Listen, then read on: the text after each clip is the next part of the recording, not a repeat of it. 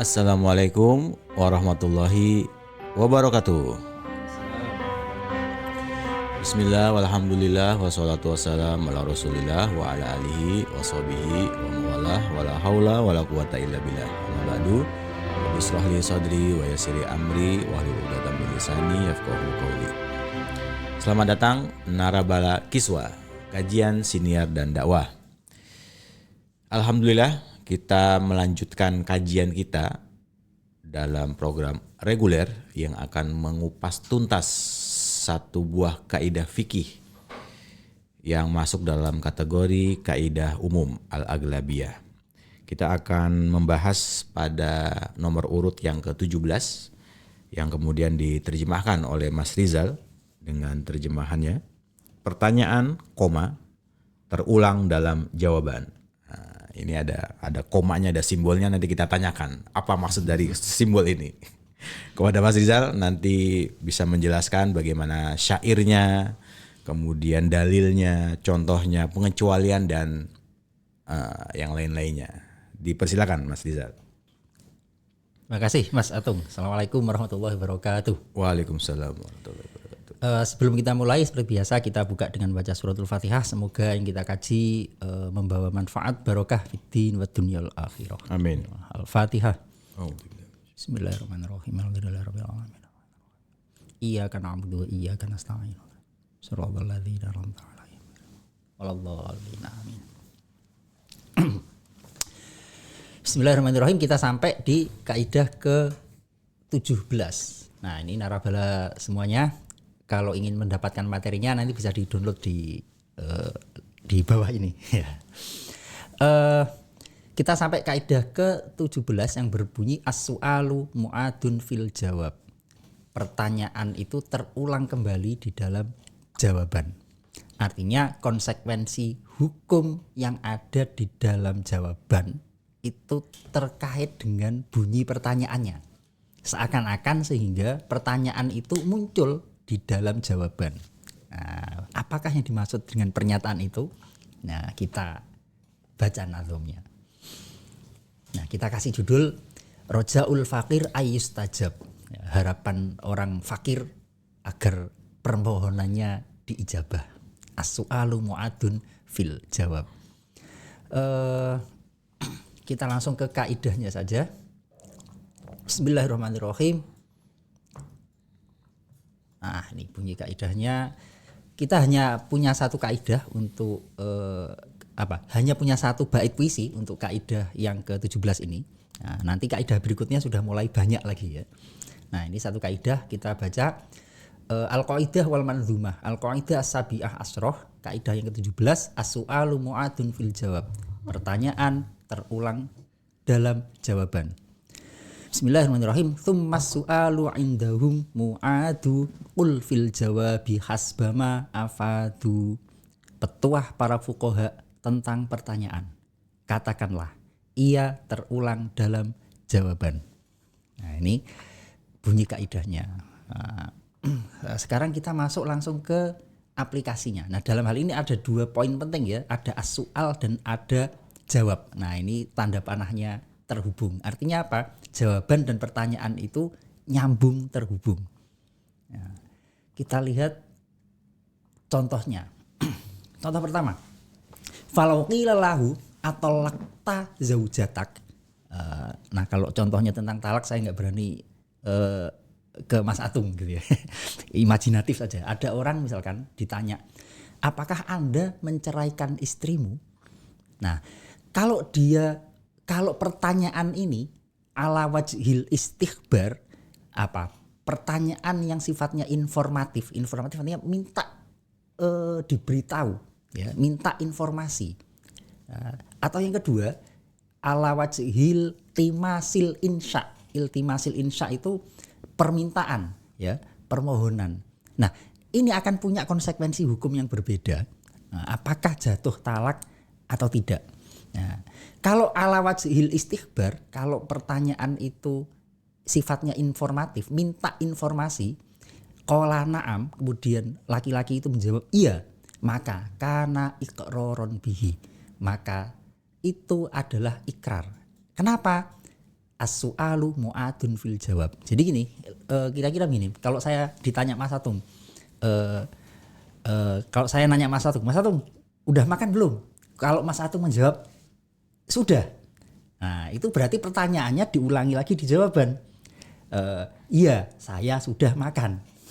Jadi sudah makannya dibuang. Nah sama, dia hanya dengan mengatakan na'am, maksudnya adalah na'am tolaktu zaujati. Nah, jadi as-su'alu mu'adun fil jawab, maka kana iqroron bihi. Tapi kalau pertanyaannya itu ala wajhil timasil insya, semacam permintaan, maka fakta soro ala qaulhi na'am. Nah ini saya tagnya sambil utuh dari kitab Asbahun Nadzair. Nah laki-laki ini menjawab iya tanpa memberi penjelasan, maka faqaulani, ada dua qaul. Qaul pertama annahu kinayah, jawaban itu adalah kinayah. Yang kedua wahwa al-asoh, adalah sorihun. Nah kalau kinayah la yaqa'u illa binniyah, tidak jatuh talak kecuali dia ketika jawab na'am itu niat mentalak istrinya. Nah tapi pendapat kedua wahwa al-asoh sorihun, na'am ini sorihut tolak, bentuk talak yang sorih sehingga jatuh talak. Maksudnya begini, ketika ada orang, saya minta ke orang itu ceraikan istrimu. Nah kok dia jawab iya, jawaban iya dari permintaan dan jawaban iya dari pertanyaan itu beda. Kalau jawaban iya dari sebuah pertanyaan itu jawaban iya berarti ikrar. Nah tapi kalau jawaban iya dari permintaan ini ambigu. Nah kalau ini terkait dengan talak, maka konsekuensi hukumnya kemudian diperdebatkan. Ceraikan istrimu, kok dia jawab iya, ini kan namanya perintah, itu kan nggak bisa dijawab iya dan tidak. Nah, kalaupun toh bisa dijawab itu diperselisihkan. Nah pendapat pertama mengatakan kalau begitu itu kinayah. Kalau kinayah berarti talak itu teorinya kalau sorih, kalau jelas tidak butuh niat. Tapi kalau menggunakan bahasa kinayah, bahasa yang tidak jelas, ya. Jadi gini, dalam bahasa Arab talak itu bisa jatuh secara langsung tanpa butuh niat dengan tiga. Kalau mazhab Imam Syafi'i ada tiga kata: tolak, firok, dan saroh. Nah ini nanti kita konsultasi dengan ahli bahasa Indonesia. Terjemahan sorihnya talak dalam bahasa Indonesia itu apa saja? Cerai, apakah pisah itu juga masuk kategori sorih dalam bahasa Indonesia? Nah nanti kita konsultasikan dengan ahli bahasa.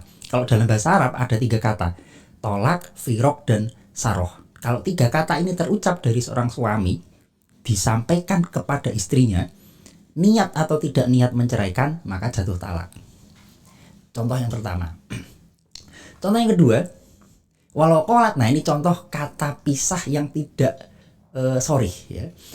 Abini bi alfin, berarti ini dari pihak istri yang mengajukan untuk diceraikan atau istri yang mau menceraikan. Abini bi alfin, pisahkan saya dengan tebusan 1.000. Fakola abantuki, suaminya jawab tapi jawabannya beda, frekuensinya nggak sama. Abantuki, tapi istrinya wanawa azauju atolako dunaha, tapi suaminya menjawab iya saya pisahkan kamu dari saya, tapi suaminya niatnya adalah talak.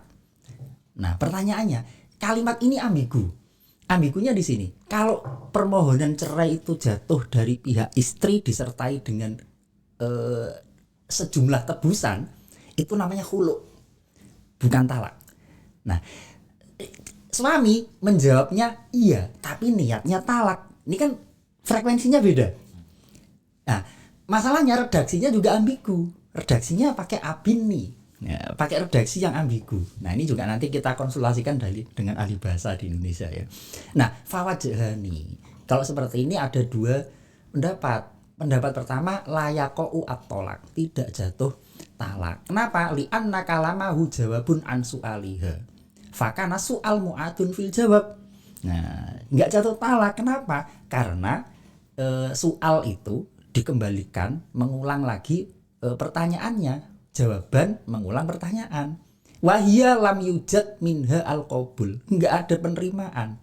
Kenapa? Li adami niatil firaq. Nah, ini wahwa innama radiya bi iwalin. Ini pendapat yang disahihkan oleh Imam Nawawi. Pendapat kedua ini pendapatnya Imam Al-Baghawi, jatuh talak raj'i. Wa yuhmalu dzalika ala ibtida'i khitabin minhu. Dianggap ibtida' li annahu mustaqillun bi nafsihi.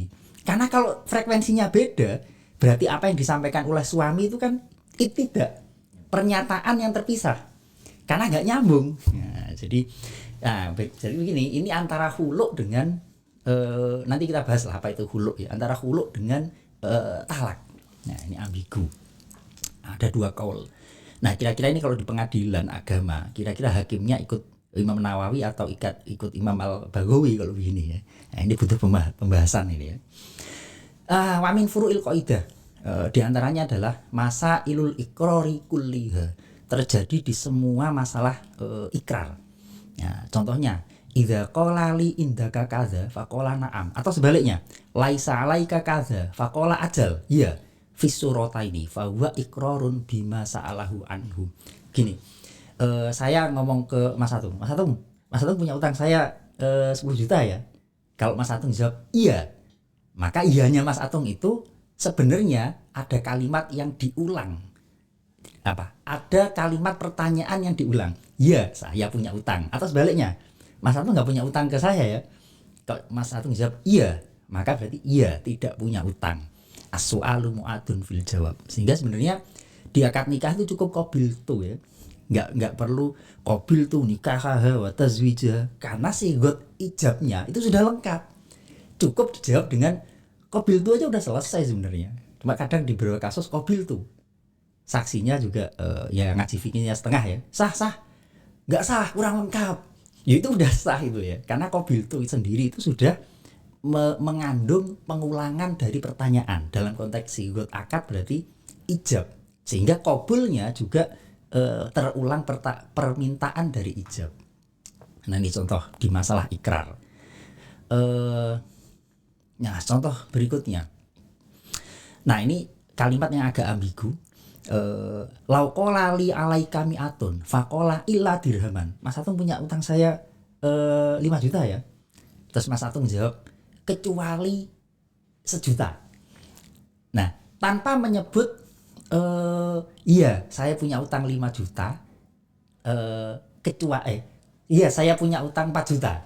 Jadi langsung Mas Atung punya utang saya 5 juta ya. Nah, Mas Atung jawabnya kecuali 1 juta. Artinya utangnya mestinya 4 juta. Apakah itu ikrar terhadap nilai 4 jutanya? Nah, ini fafi kaunihi mukirron bima adal mustasna wajhani. Ada dua pendapat. As-sahhuhuma al-man'u. Enggak bisa. Kenapa? Li'annal ikraro la yathbutu bil mafhum. Ikrar itu tidak bisa ditetapkan dari mafhum. Mafhum itu pernyataan sebaliknya. Mafhum mukhalafah gitu ya. Jadi mafhum dan mantuk gitu ya. Kadang disebutkan lebih detail mafhum mukhalafah. Tapi ketika disebut mafhum itu ya makna tersiratnya saja. Kalau makna tersurat itu mantuk biasanya. Ya, termasuk makna kebalikan itu ya sering disebut dengan mafhum saja. Nah, di pembahasan ini hanya ada itu ya contohnya. Nah, mungkin kita lanjutkan dengan ngobrol-ngobrol ini Mas. Ya. Terima kasih Mas Rizal, pembahasan yang cukup rumit tapi bisa dipahami di dunia saat ini, apalagi terkait pembicaraan ya, bahwa jawaban itu ada dalam pertanyaan gitu ya, terulang ya. Terulang, ya artinya berarti substansi pertanyaan itu ya tergantung jawabannya. Nah, jawaban sendiri itu ya tergantung isi pertanyaan.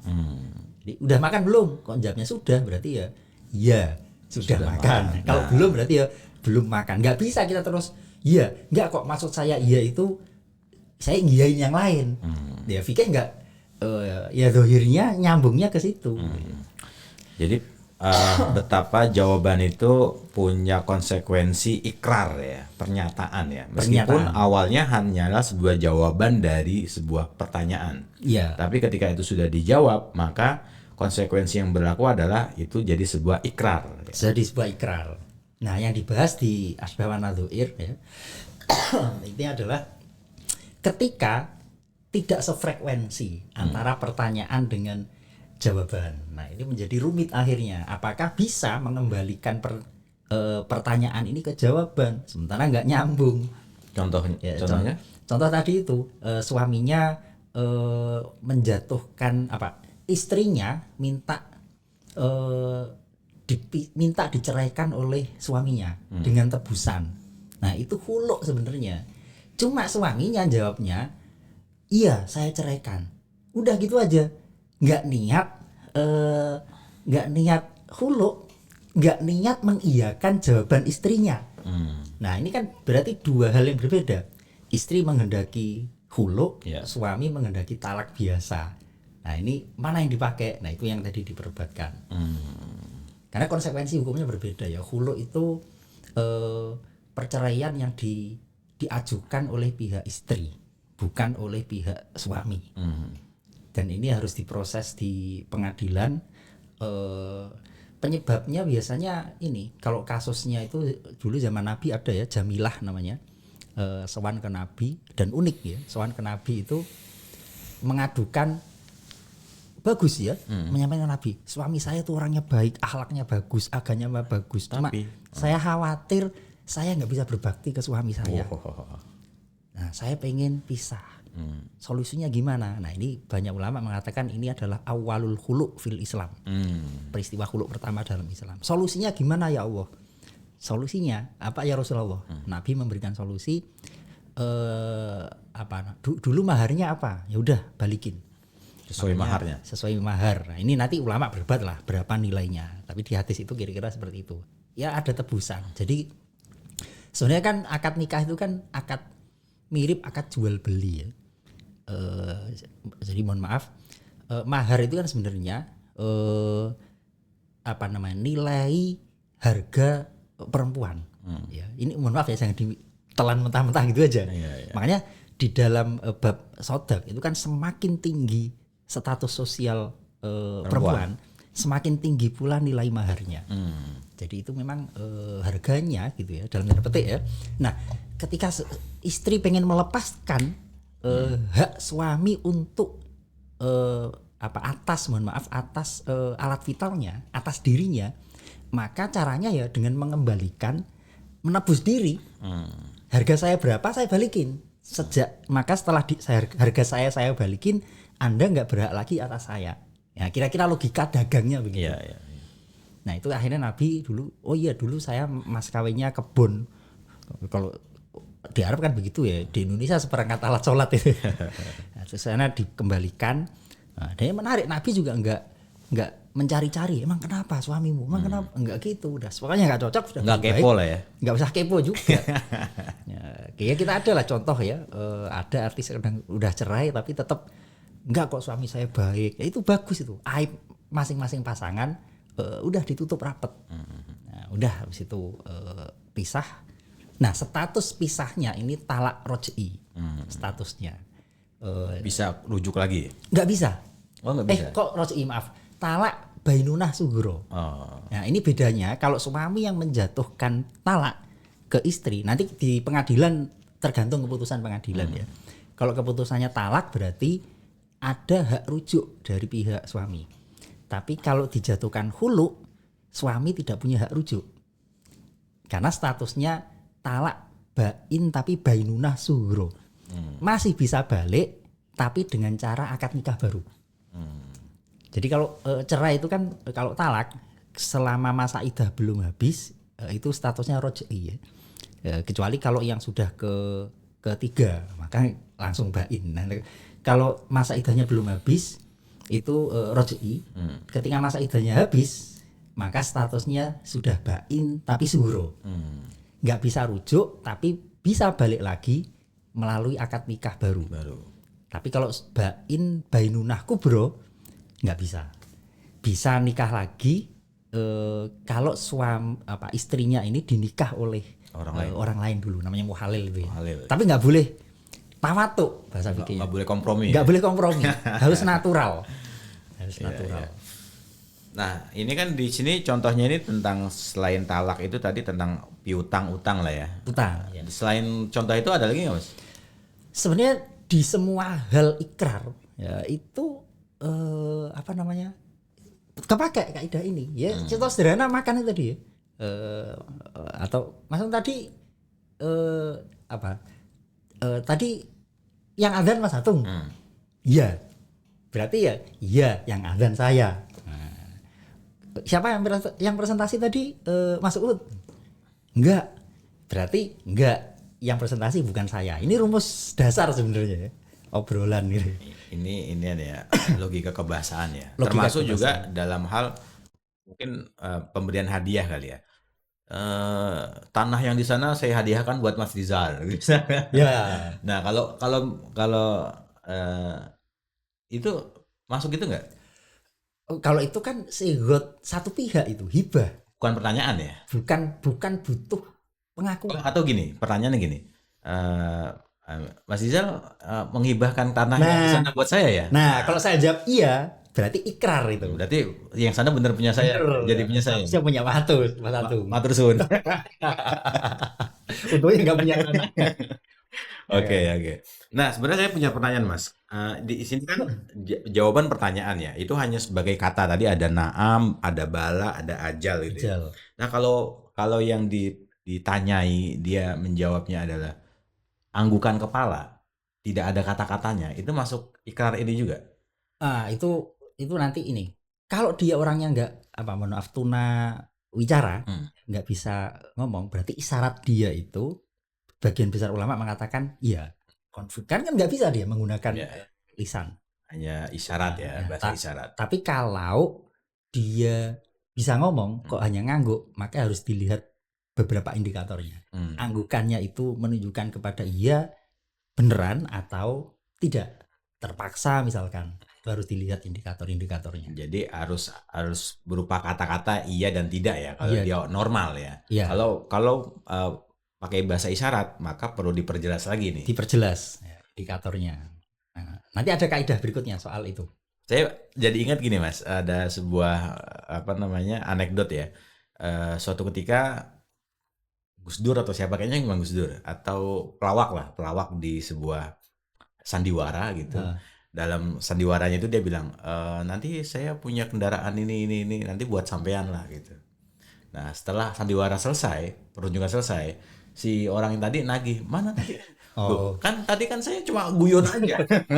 Jadi ada ruangnya gitu ya. Jadi meskipun itu guyon, tetapi perlu ada konsekuensi nggak Mas? Kalau hukum kayak gitu Mas? Kalau itu jelas nggak bisa berlaku ya. Kecuali kalau nikah ya. Kalau di situ bener wali, guyonnya ya jatuh. Talak pun jatuh ya. Tapi kalau transaksi begitu kan jelas ya, ada indikator yang menjelaskan bahwa itu tidak serius ya. Oke. Berarti ada yang sebuah ikrar jatuh ketika bercanda pun ada ya. Iya kalau talak itu ya. Talak dan menikah ya. Tapi kan harus orang yang memenuhi syarat ya yang terlibat di situ. Siap, ini sudah clear Mas Rizal, sudah jelas sekali. Mungkin ada penutup? Sebelum ditutup biasanya nanya dalilnya nih ya. Kalau di kitab ini memang tidak disebutkan ya. Ini memang kebanyakan kaidah fikih itu mustambatoh minal furu ya, diambil dari kasus-kasus furu, kemudian dibuat kesimpulan umumnya. Nah, tapi menariknya di Quran itu juga ada sebenarnya. Misalkan di surat Al-Baqarah tuh ya, wa yas'alunaka madza yunfikun qulil afwa.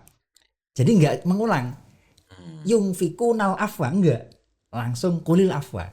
Atau ada hadis yang sangat populer ya, ketika Mu'ad bin Jabal diutus Nabi, kemudian Nabi bertanya kepada Mu'ad, kaifa taqdi idza aradulaka qadha, idza uridulaka qadhaun.